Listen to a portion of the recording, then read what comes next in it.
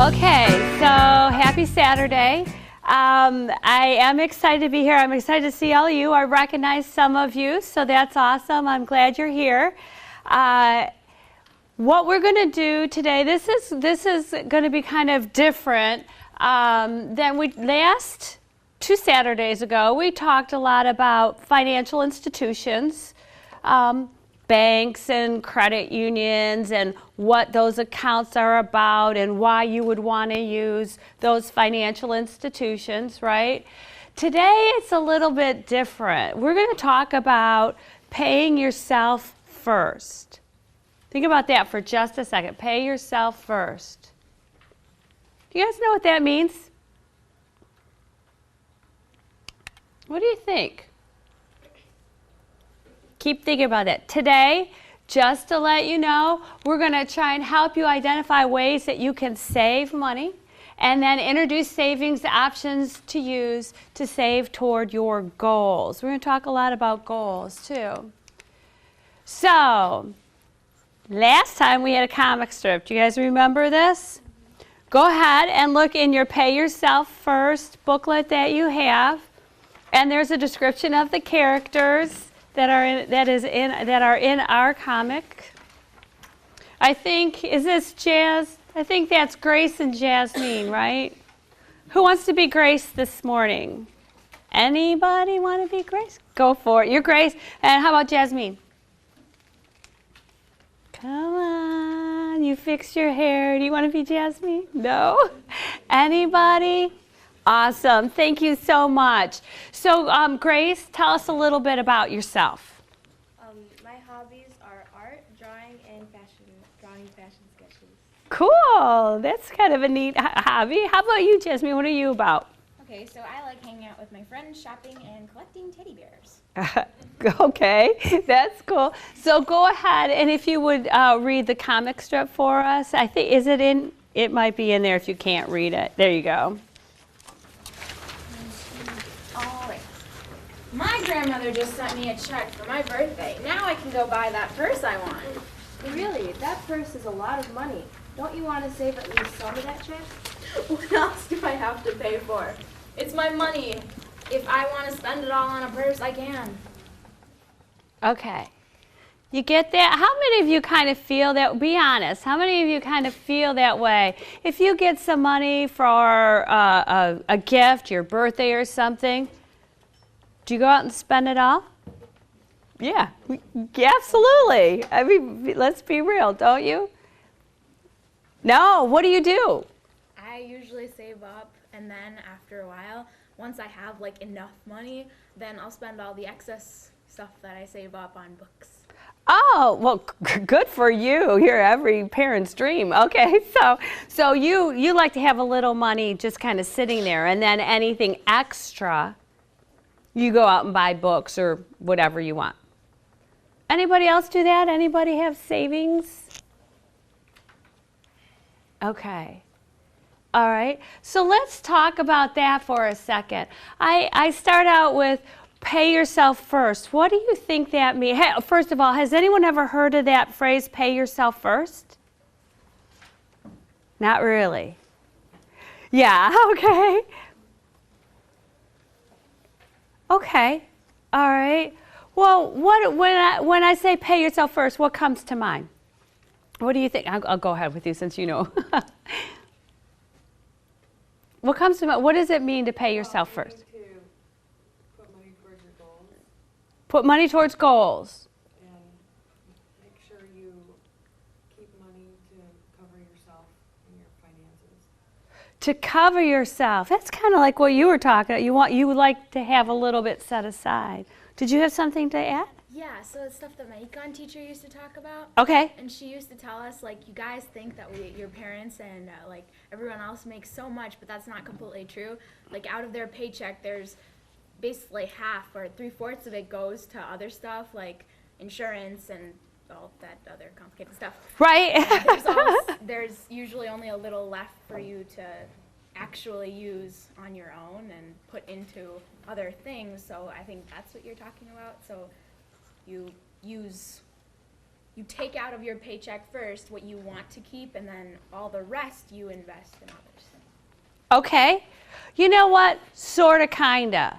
Pay yourself first. It means that you put some of your money from your paycheck in a savings account. Okay. Set it aside. Cover yourself. All right. The deal is you do that before you start paying your bills. Wait, Amy, that's weird. Are you supposed to be the responsible person and pay your bills first? Right? Well, let's talk about responsibilities throughout this whole session today and what that might mean, okay? So pay yourself first does mean to put money away from your paycheck, put it in a savings account, but paying yourself first means doing that before you're paying bills. Okay. Why would you want to do that? Why would you want to put some money aside before you took care of your house payment or your car payment or your utility bill? Any ideas?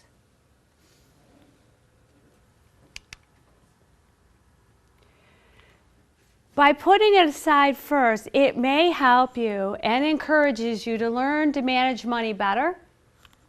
It helps you to save money towards your goals and perhaps even improve your standard of living if you're putting that money away for like a down payment on a house or something along those lines.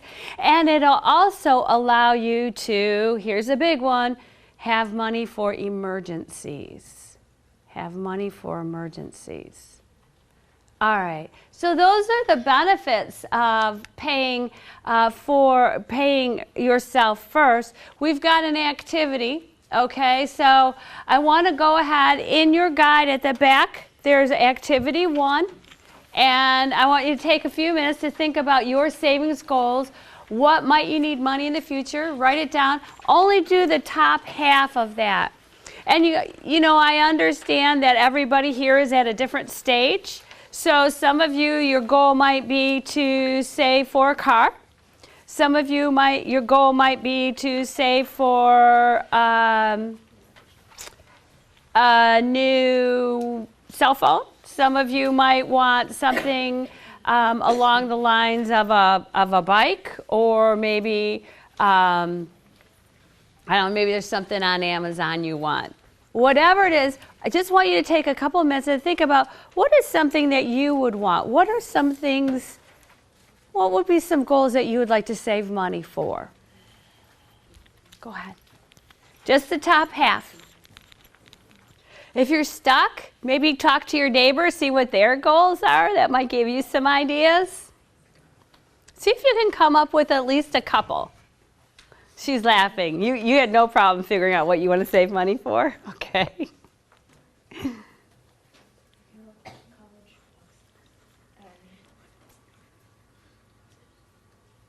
I heard college. That was a good one. That's a real good one.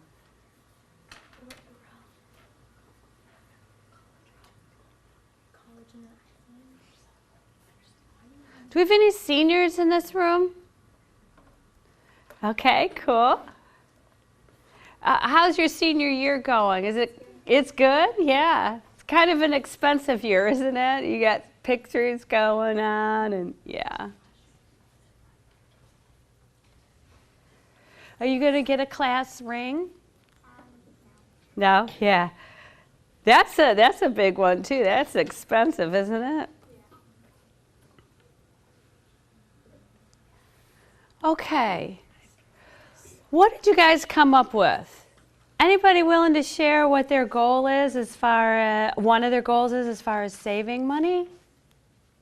Did you think of anything? Me? Yeah. I put saving for a computer. A computer, cool. You want a laptop or a desktop? Laptop, nice. That's a good goal. What else? Did you have one? Yeah. A car, yes. Would that be a new used car or a new car? Yeah, cool. Other ideas? Anybody? What about you? I put college, iPhone, and books. That's great. That's wonderful. Okay. So you guys, if you kind of got stuck, you just heard some really great ideas of things to save for, didn't you? And hopefully, as you go along this year in this course and learning how to be, kind of financially aware, you can start thinking about goals that you want to set for yourself to save money. And the hope is that you'll carry this then into adulthood, all right? So we know that goals are important. Now, what about ways to save? How could you save money for these? Someone want to come help me make a list? Awesome, come on up. We're going to give her some ideas. What are some ways that you can save money to reach your goals? And it's okay if we go with realistic, like where you are right now. But I also want you to think about when you're an adult, what are some other ways that you could save money? What are some other strategies that you could use when you're working and an adult to save money? So we're going to talk about money saving tips, all right? Who wants to start us? What's one way to save money? Yeah. This is for the adulthood one. Okay. When you're going grocery shopping, you can take advantage of the coupons you get. Coupons, awesome. Use coupons. It's big. I've got to tell you, the grocery store, it's interesting that you hit that one because that's a need, isn't it? That's not really a want. We've got to eat. We're people. That's how we sustain ourselves, right? Okay.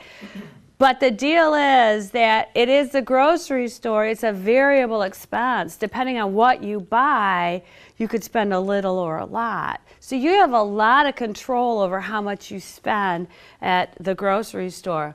So using coupons to get a little bit off on everything is a wonderful strategy. Yeah. Like for clothing, not buying brand names and everything, maybe buying cheaper alternatives here and there. Okay. Like generic if it was in a grocery store, but not necessarily designer labels. So yeah. Buy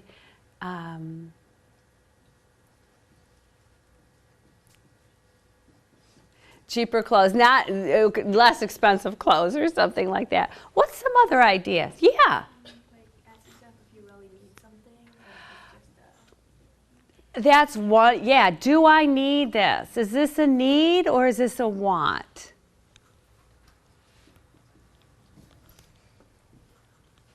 Did you have one? No? What are some other ideas? Ways to save money? Yeah. Don't go out to eat as much. Yeah. Make a sandwich at home, right? Watch the dining out. No, it's okay. You're doing great, by the way. Thank you. You're welcome. Other ideas, guys? What do you think? Sure. When you get your allowance, save part of it and then spend the part that you want to spend. Oh, that's wonderful. Yeah. So whether it's an allowance or a paycheck, don't spend it all, but keep some of it aside. Yeah. So you don't. And in the working world, you can achieve that by depositing a portion of that in a financial institution, like we talked about before, whether it's a savings account in a credit union or a bank. You could do something called direct deposit. Anyone know what direct deposit is? Did we talk about that last time? Yeah. Is it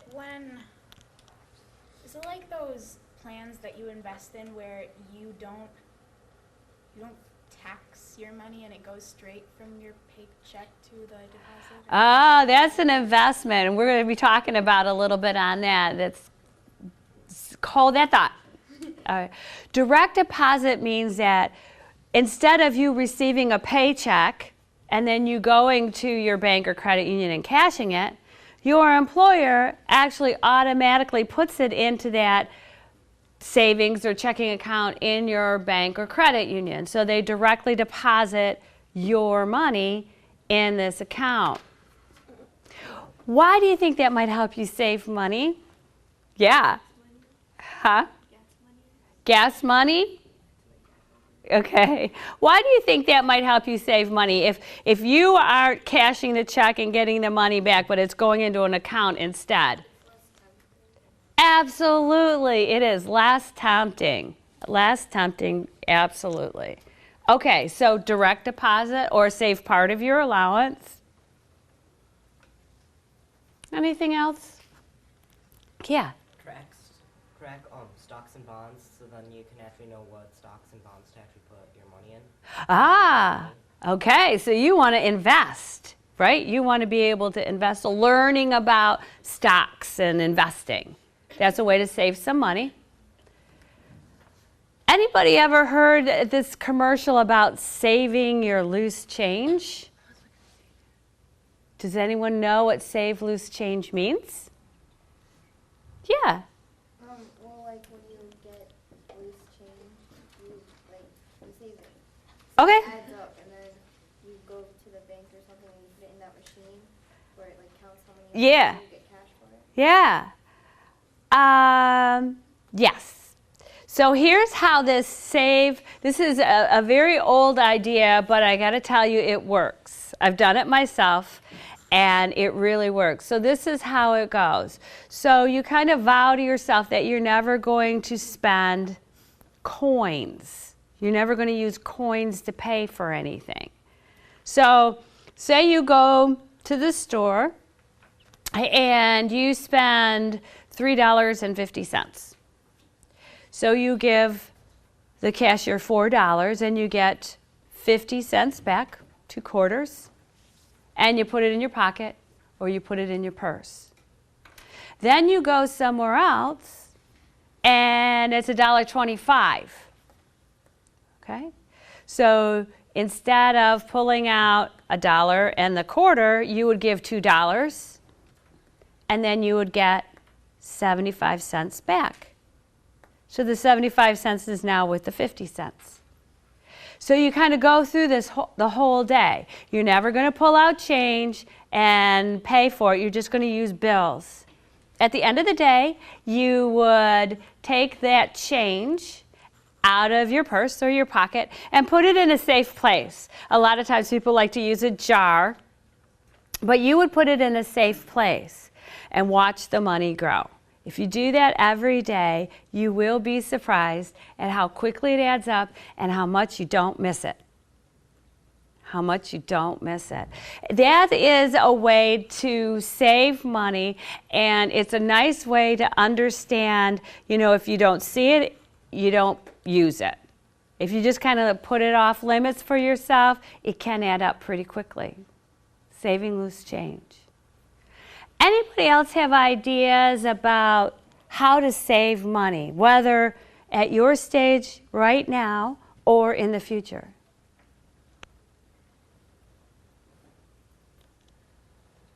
Yeah. So this is kind of going along with the save your loose change thing, but Okay. I know some of my friends, like one of my friends actually has a swear jar. Ah, okay. All right. Yeah, so if they cuss, right? They pay this jar, and they're trying to do 2 things. They're trying to discourage themselves from swearing, and then also they're like building up some money there. Yeah. Okay. Thank you very much. We're going to leave this ways to save up, and we'll go from there because we're going to need this here in a few minutes. Okay. So, now that we have some money saved, what are we going to do with it? Now that we have some money saved, what are we going to do with it? I think, you know what? I think you were kind of hitting on it when you were talking about learning about stocks and stuff. Because really, you can earn interest on money that is saved, right? Interest is an amount of money a financial institution pays you. That sounds good. Pays you for keeping money on deposit with them. You know that, right? In a savings account, if you deposited $100, that financial institution would pay you some money for keeping that money on deposit with them. It's called interest. And you know what? It's usually expressed as a percentage. 3%, 2%. All right. I want to talk to you about a very specific type of interest. It is the coolest thing in the whole wide world, okay? And I'm excited to tell you, the younger, the better on knowing this concept. It's compound interest. Anybody know what this is? Kind of, sort of? Okay. Well, okay, so this is when money you earn on a previous paid interest, you can earn money on the interest you've already earned. What? What does that mean? It means that if you deposit money into a bank and they pay you a percentage, an interest, when it compounds, they'll pay you not only on the original amount that you've deposited, but also on the amount you've already earned in interest. So you earn interest on the interest. Yeah, it's kind of a weird concept. We're going to see it put a little bit more into practice. And by the way, that interest can compound daily, it can compound monthly, or it can compound annually, yearly, all right? So you're going to earn interest on the interest you've already earned. Weird, huh? But very cool. All right, so what I want you to do is go ahead. Let's go to activity 3 in your guide. And I'm going to get there too.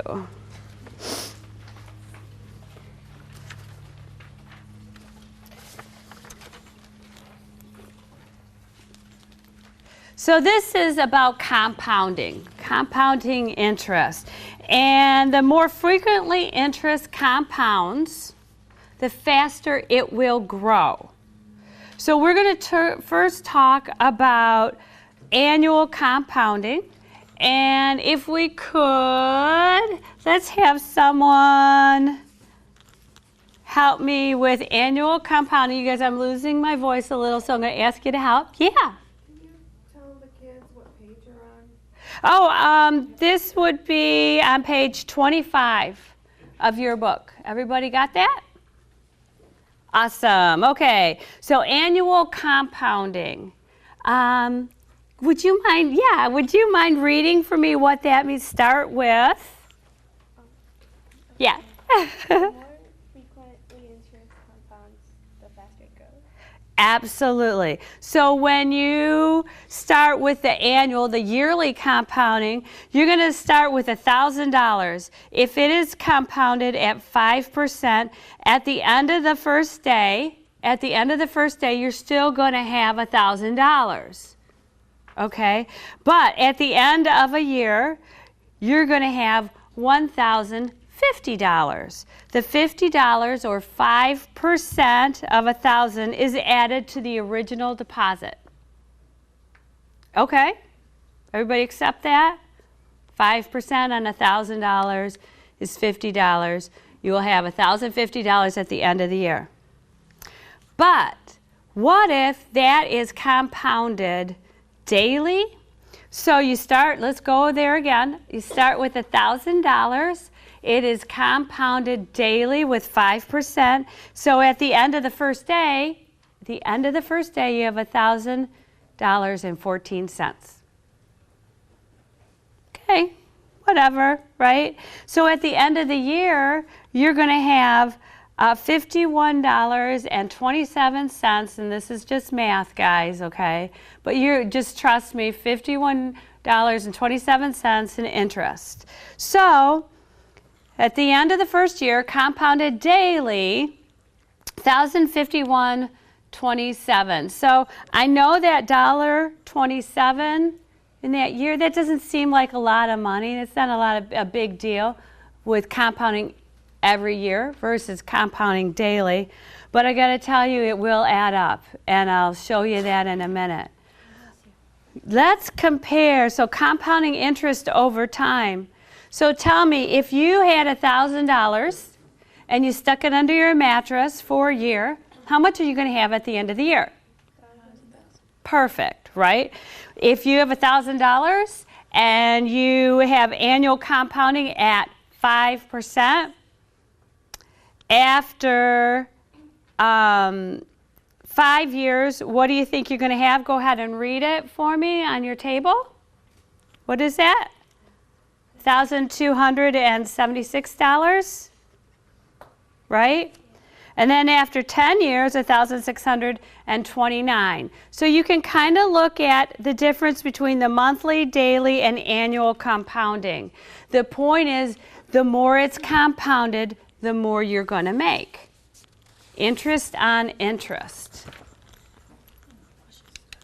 All right. Put another way. Let's check this out.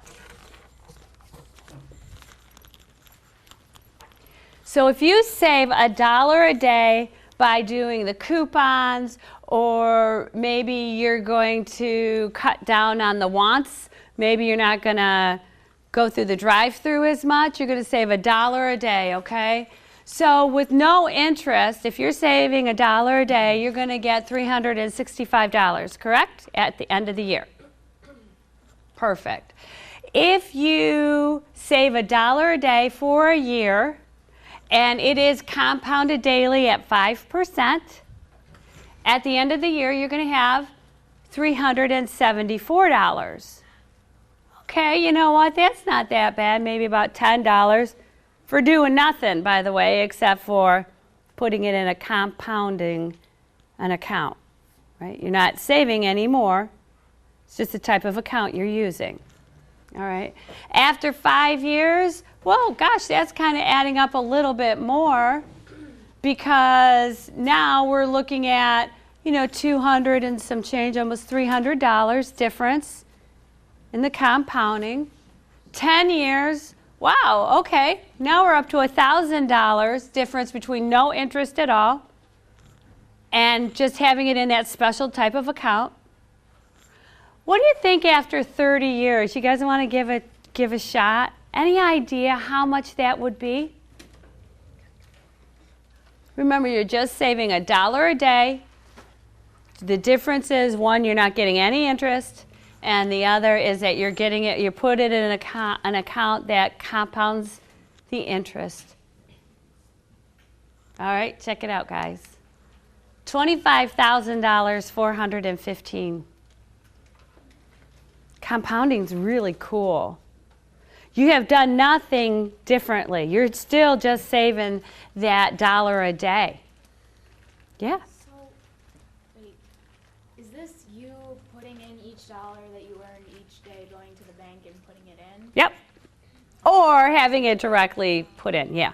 So then if you put in the 365 on year one, then eventually we're just going to 25,415 is what you're saying about just the 365, or still? No, every day for 30 years, you're going to be putting in that $1 a day. So 30 years, $1 a day is 10,000 days plus, okay?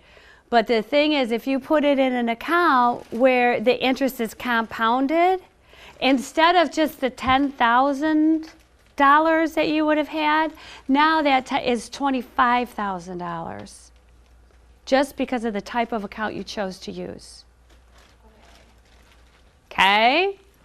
Let's play it out a little bit more. Let's say you can do $5 a day. Okay, that's where we're going to cut out the drive-through, okay? $5 a day. No interest after the first year, you'll have $1,825. Compounded daily at 5%, $1,871. Again, not that big of a deal, maybe $50. Not that big of a deal. The magic with compounding is time. You're earning interest on interest. So at year 30, You put $5 a day away for 30 years, no interest whatsoever. You're going to have $54,750. Okay? Compounded daily, $127,077. That's a lot of money, just because of the type of account you chose. This is a really cool way to save money. This is a really, do you think it's worth, giving up the burger once a day if you knew that you could have $127,000 for making that simple choice? Yeah, absolutely.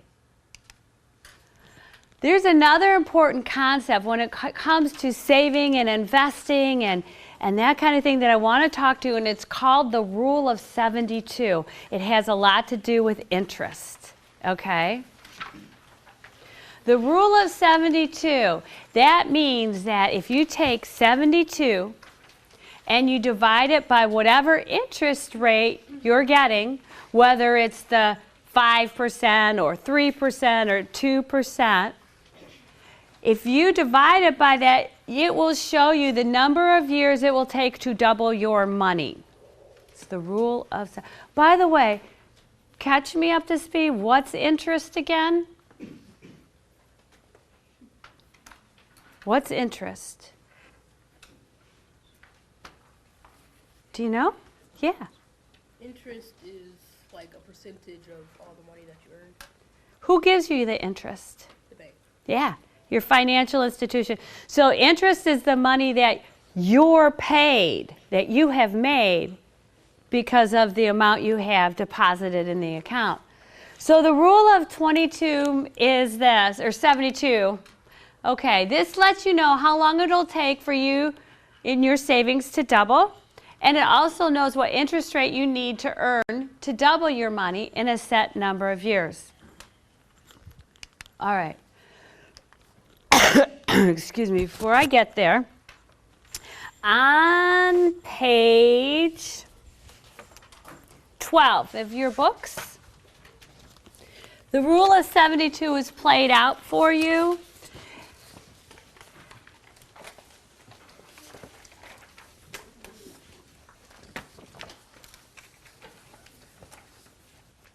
Okay, so everybody there, here's how to use the rule of 72. And we're only going to do one of these examples. You guys can kind of check this out on your own, because I know this is, a lot of information, but it is an important concept for you. All right? So, if you invest $50 in a savings account at 4%, it'll take you 18 years for your initial savings of $50 to double. All right? And that's played out by simple math. 72 divided by the interest rate, which is 4%. That gives you 18 years. So that's when, if you had invested the $50 and were getting 4% compounded, it would take 18 years for it to be $100. Now look, on the other hand, you can figure out what percentage rate you would need to get in order for your money to double in a set period of time. Again, it's math, but that example is here as well. So if you knew that you wanted your money to double in 12 years, okay, you could do 72 divided by 12 years. You would have to have a 6% interest rate for that to happen. Okay, rule of 72. If you have a personal finance class in high school, this is going to come up, that and compounding. So we've talked a little bit about different ways that you can make some money on your savings, right? Sure, go ahead. Does this include compounding, or this is just like the single interest stuff? No, this is like, okay, this is just like a 6% interest rate, and it is compounded. So, yeah. Basically, guys, there are going to be two instruments that you can use to save some money, all right?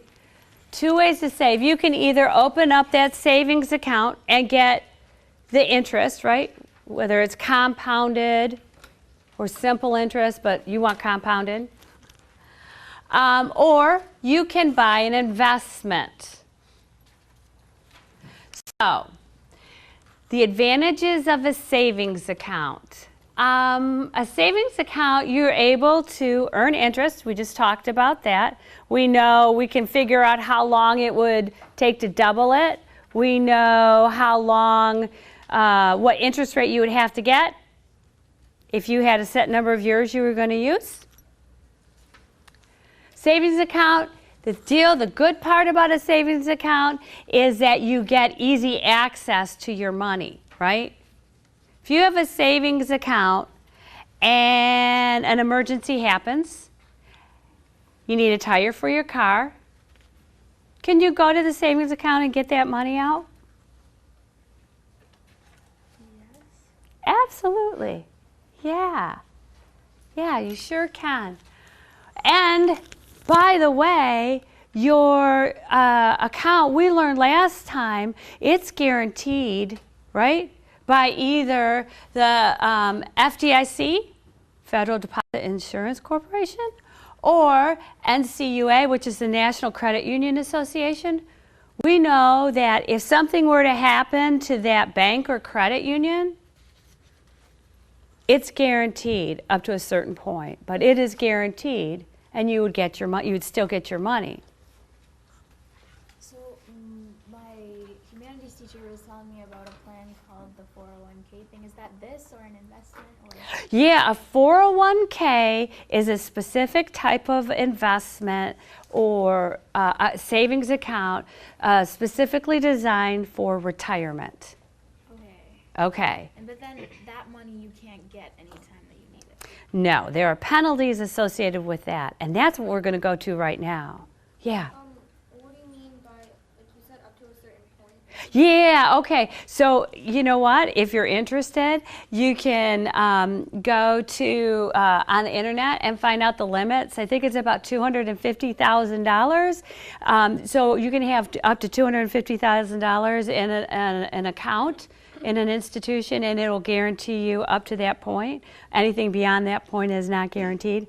I can't remember. I think it's $250,000, but I could be wrong. So you can go look into that if you want. So that's why sometimes people have a bunch of different accounts at different places. Okay? Does that make sense? Yeah. Absolutely. Okay. So that was one way you can save. You can just get a savings account. You can get some interest on it. You want it to compound. You're aware of the rule of 72. That's a ton of information, but we're not going to leave it there. We've got to kind of go on and talk about this other thing, this investment thing, okay?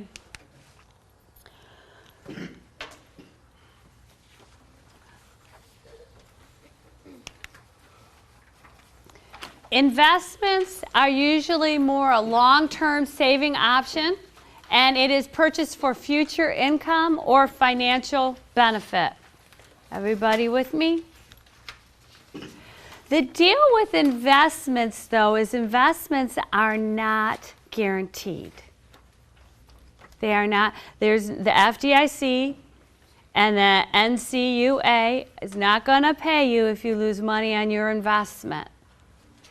By the way, so that makes them riskier than a regular old deposit account. All right. Now, the deal is, anybody heard this before? The higher the risk, the higher the return. Yeah. It's kind of the way of the world, guys. So the riskier it is, the more possibility you could get higher return on it. And so that's why people even consider investing. Because otherwise, why wouldn't we just, if we could do the same, why wouldn't we just do it where it was insured? Okay. We're going to talk about 4 basic kinds of investments. Go ahead. So is that why when people are like, I don't know if this is still going on, but why we were in such a pinch before, because all the people that were investing in the 401k, they couldn't get it because all their money was going towards the debt of America or whatever. Oh, the debt of America. Okay, that's about a 4-hour discussion. But but a lot of things added up to cause the economic downturn that we experienced from about 2006, and we're still recovering from, including our housing market in 2008. So there is a lot to that question. That's a heavy question. We can talk after. We're going to talk about our basic investment products right now. There are 4 basic investment products. They are bonds, stocks, mutual funds, and retirement investments.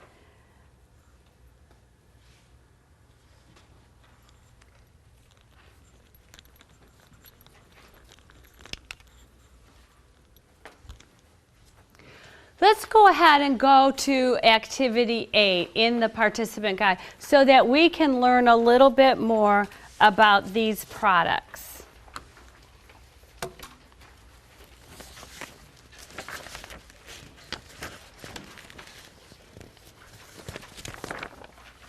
And that's on page 32. By the way, guys, you're going to be exposed a couple of times through this course over the next 19 weeks. You're going to have some professionals come in and talk to you about these different products. So consider this just like a little bit of a background for you, all right?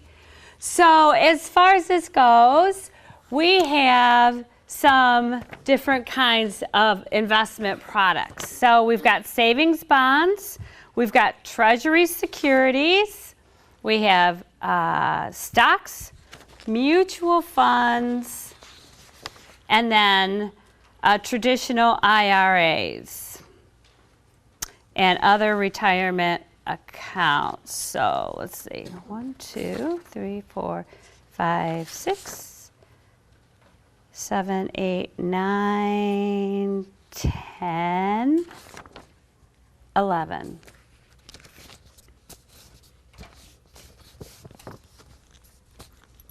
Can we count off by 11s, please? We're going to break into groups. You each had, you're in a group, and you each have something to tell us, something to talk to us about. And we're going to start with our savings bonds. Number 1. Whoever it is, stand up, please. You can if you want, or you can stay there.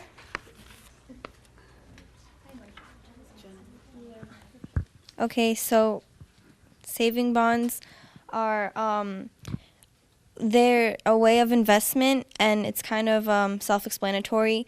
You buy it like it's called a face amount, face value. It's like a gift card. Like if you pay $50, that's how much it's worth, and they have and you get interest on it for an annual interest, I believe, and like every year you get more interest on it, and you save it up for a certain amount of years, and it doubles, I think. But the thing is, you can't cash it in right away, because if you do, you lose money. You lose interest money on it.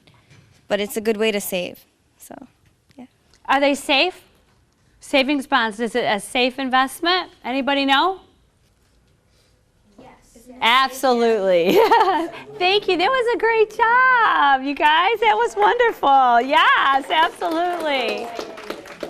Okay, this one's a little more challenging. This one is our treasury securities. Who's going to go for this? Oh, we have each one. So Okay, good. Okay. All right, so treasury bills are something that they're sold at a discounted rate. So say it's a treasury bill for like 500, it would be sold to you at a discounted rate. So like say 480 or 490. Now there's like a time period from when you can get your investment back, and when you get it back, you get the full face value of say 500, but you originally just bought it for 480. but it takes time, so it's a set amount of time. Yeah, good.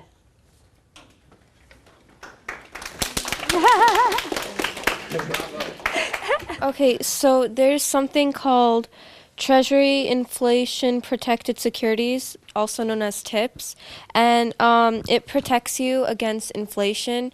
So say you invest something for like $5, but in the later years, like things get inflated, the $5 isn't worth as much as it was when you invested. So they protect you against that, and they like set it equal to the new like standard for the currency. Standard for yeah, absolutely wonderful. So you don't, your $5 doesn't lose money. You still have the same buying power as when you. Wonderful, good job. Yay! So the catch to both of these is that it takes a long time and they're easily accessible, so about like 10 to 30 years, which would be good for retirement and stuff, but not like right away things. So a longer term investment, Awesome, thank you. Who's got my corporate bonds? Who's talking? Okay. All right. These are all investment products, guys.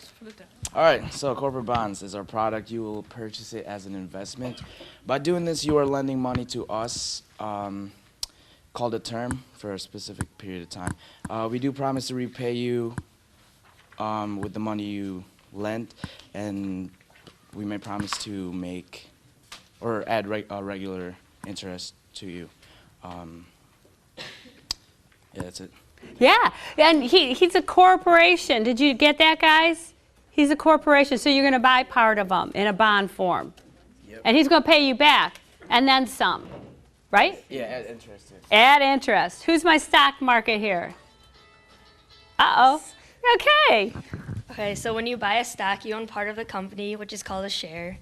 And like, if the company's doing well, you get money, but if they're not, then you lose money. So it's not that like stable, I guess. Yeah. Yeah. So stocks are kind of risky, aren't they? Hey, are they insured, by the way? Would they be insured by the FDIC or the NCUA? You guys are good. No. Okay, where are my mutual funds?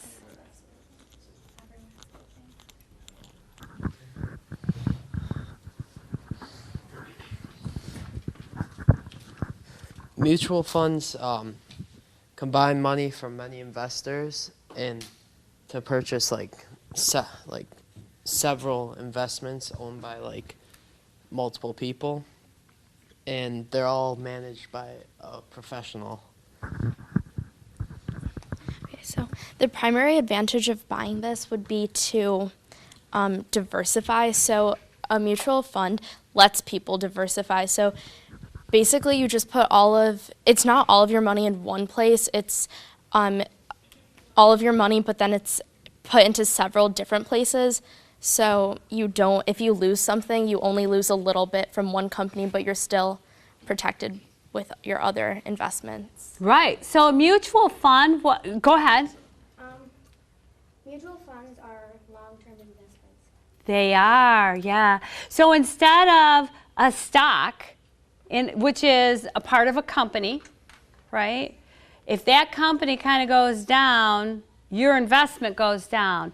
A mutual fund kind of spreads your investment over maybe a couple of stocks. There might be some bonds in there as well. There might be some index funds, so that your risk is spread out. So even if that one specific stock that's in your mutual fund goes down, your value isn't completely gone down either, okay, because you have other things. So it's kind of the concept of don't put all your eggs in one basket. All right? Okay, who has the general retirement investments? This is the...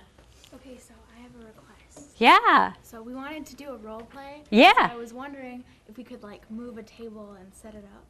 Oh, sure. You want to go ahead and do that? Let's see. 2 chairs for the customers and then 1 for... Okay, so here's the deal. These 2 are coming to a bank and they're going to invest, or they're deciding what investment to make. You guys could help me now.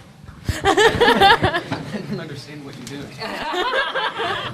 Okay, so maybe we didn't plan this out thoroughly, but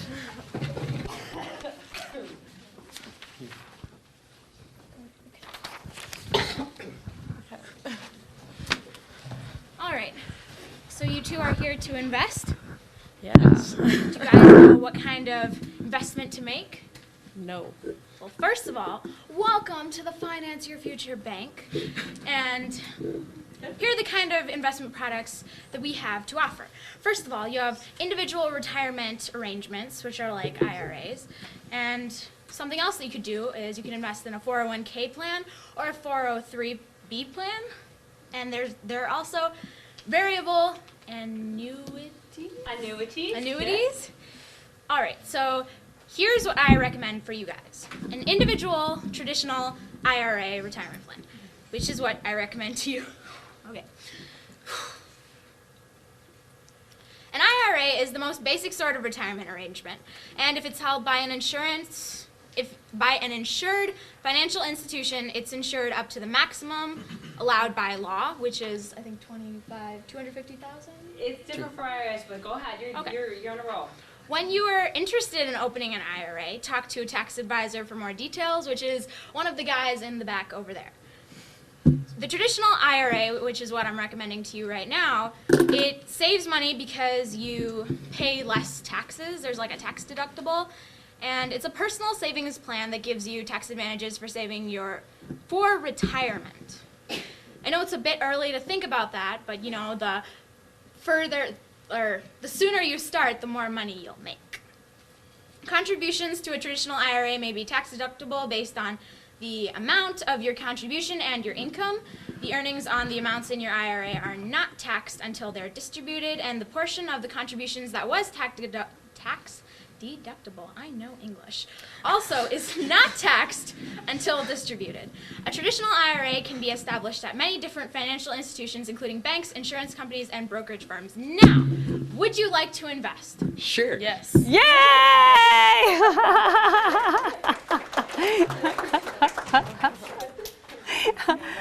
Okay, that was really good. So everyone knows the importance of saving for retirement. What's my next group? Yeah, you guys. Yeah, but so you're going to reinforce what they just said about that. Okay, so a traditional IRA is basically a savings plan, and you can get it at many financial institutions, including banks, insurance companies, and brokerage firms, and all that. And basically, it gives you tax advantages for saving for retirement. So anything that you put in a traditional IRA may become a tax deductible based on your contribution to the IRA and the income. And the earnings on the amount of your IRA are not taxed until you actually use the IRA or like until you retire. And a portion of the contributions that was tax deductible is also not taxed until you actually use the saved up money. Yeah, so thank you. Very good, guys. So like the traditional IRAs, by the way, that stands for individual retirement account. That's a very special kind of investment/savings account to be used for retirement. Okay, there's some tax advantages. Who had the Roth? Oh, that was Beth. That's you.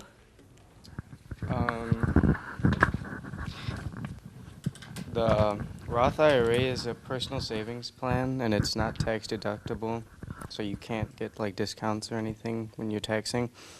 And the distributions including earnings from the Roth IRA are not included in your income.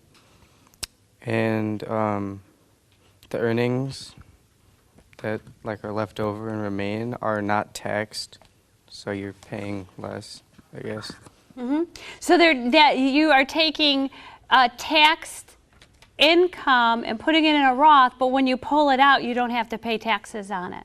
Okay? That's the advantage to the Roth, especially if you're young and in a lower tax bracket. Mm-hmm. Because when you're making more money and you get older, Yeah, that's okay. you'll pay higher taxes if you use a traditional IRA. So go with the Roth. Yeah, and you know what? There's a lot to try to plan for retirement, and this is one piece of it, okay? And what about the payroll deduction IRA? When like under a payroll deduction IRA, an employee will like make an IRA. It will either be a traditional or a Roth IRA with a bank or a financial institution. But then the special thing about this is that part of your payroll goes toward the IRA and then part of it goes to yourself.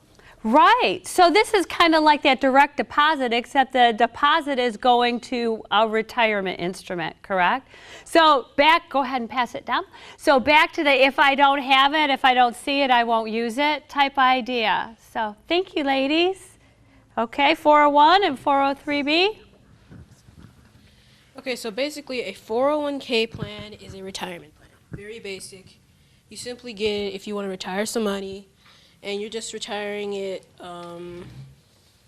before you pay it. Like say you get your paycheck, you take some money out for the retirement plan, so every paycheck some money comes out, and that's before any taxes are taken out. And then you have the 403B plan. That's basically for teachers. I guess that's just even more basic, so... Teachers and nonprofits, it's a different instrument, but it's going to do basically the same thing as a 401k. Okay, yeah, so they're about the same, and they're for tax-exempt organizations. So the basic features of a 401k and a 403b plan, you have a maximum contribution limit per year. Only so much money can go into these plans. You cannot withdraw it until you're really old, that is 59 and a half years old. They're portable. You can roll over to an IRA. Or roll over into a 401k plan of your new employer, and you can choose how to invest the money. So you can use it however you want, but it's your retirement money.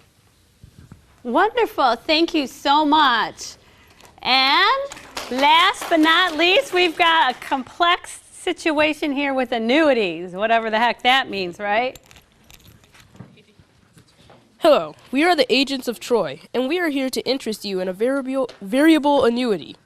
A variable annuity is an insurance contract that invests your premium, which I'm not completely sure what that is, of various mutual fund-like investments.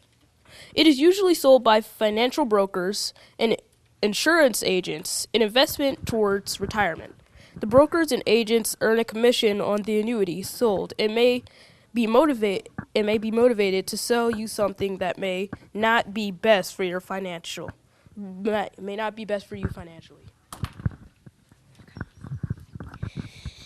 Variable annuities can be very costly. You should hold the annuity for at least 10 to 20 years to justify the fees. Fees associated with the variable annuities include high annual fees, typically 50% to 100% more than annual fees of high comparable mutual funds, surrender charges on early withdrawal and withdrawal over a certain percentage, 10% federal tax penalty on early withdrawal before age 59 and a half. Life benefit guarantee fee. And the life benefit guarantee fee is the fee that you pay to have this the guarantee that you'll get your money back after you're 59 and a half. So there's a benefit to paying that fee. Thank you so much. Thank you, all of you did a great job. Hey, listen, I have a question for you. This whole concept of investments and different bonds and stocks, is this easy? No. Is it simple? Do you think you might need a professional to help you figure this all out? I think so too. And that's one of the things, we're laying some groundwork for you here so that you've heard these terms before. Feel free to go through this book again and kind of look at more detail about these different investment strategies or products. We're going to skip this. And when you're home, you have a little bit of homework. Remember at the beginning you had written some goals that you wanted to maybe save money for? The bottom half is strategies of how you can save money. This time, instead of this, I want you to kind of make it applicable to yourself. What can you do at your stage of life to save a little bit of money, okay? We talked a lot today about what it means to pay yourself first. We talked about tips to help you save money, how your money can grow, whether it's through a traditional savings account or something more longer term like an investment, right? We talked about a number of saving and investment options, and you know what we're getting out of that is that it's not a simple thing, right? And that before anyone invests money, they need a lot more information, and I would suggest some professional guidance from a financial institution, a financial planner, someone that's certified, and doing your own homework so that you can decide on what savings investment option might be best for you. There's a worksheet in the back about a checklist on, is it a long-term or a short-term? Do you need your money quickly? Can you let it sit and grow or compound? That kind of thing. All right. To close it up, where's Gracie and Jasmine? Okay, go for it, girls. All right, my parents are making me pay for that speeding ticket I got, but I don't have any money. What am I gonna do? Well, if you would have saved some of your birthday money rather than buying that purse. I know. I should have saved that money. Next time, I will put some of it into my savings account before spending anything. Yay! All right, you guys have been great. Go ahead, like I said, you can go through that book again on your own. We kind of hit some highlights. There's more detail in there. Thank you so much and have a wonderful day.